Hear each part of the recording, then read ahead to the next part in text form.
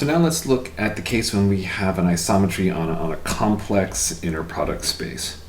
Okay, so then in this case, S is an isometry if and only if there's an orthonormal basis of eigenvectors of S that all have eigenvalues of modulus 1.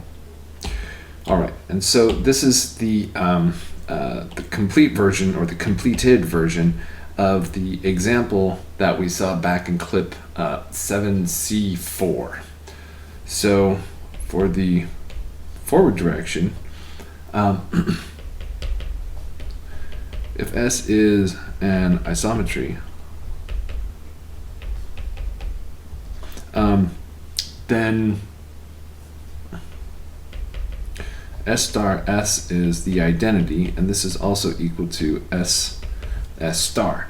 So we don't have that S is self-adjoint, but this definitely shows that S is normal. Then the complex spectral theorem applies.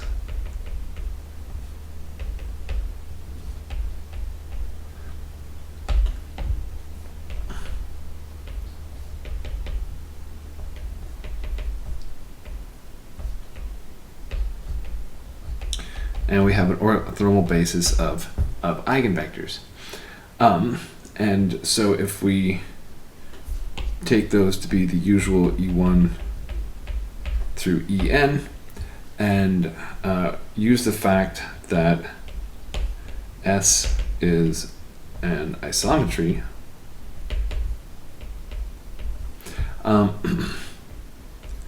so orthonormal basis tells us that the magnitude, the norm of Ek will be equal to 1.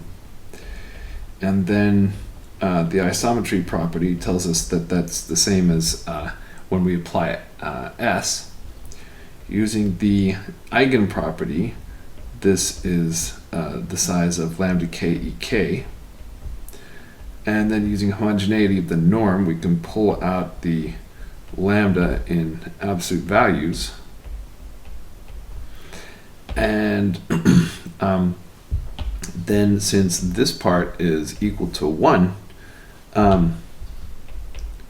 we see that the absolute value of lambda k has to equal 1 for all k. And then the other direction, B implies A.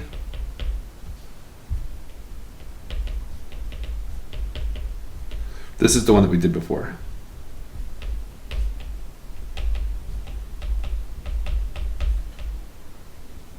So we're done. Okay, so quite often, if you're in a complex inner product space, we use a different word. So an isometry on a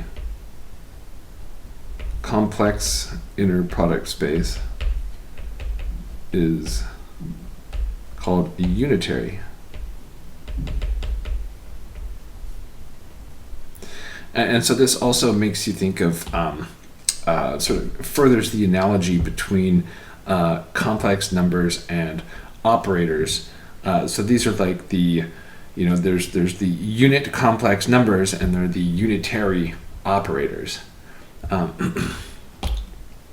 And so we say that S and T are unitarily equivalent.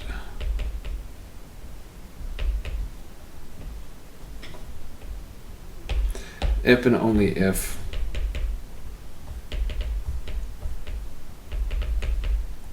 there's a unitary operator U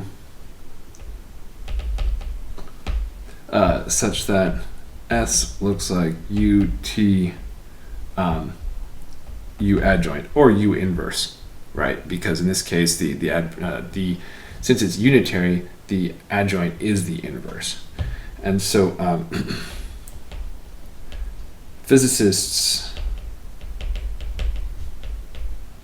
say things like, like various entire quantum theories or models of something might be unitarily equivalent. So it's like a vogue term for like the same as same can be up to a change in perspective.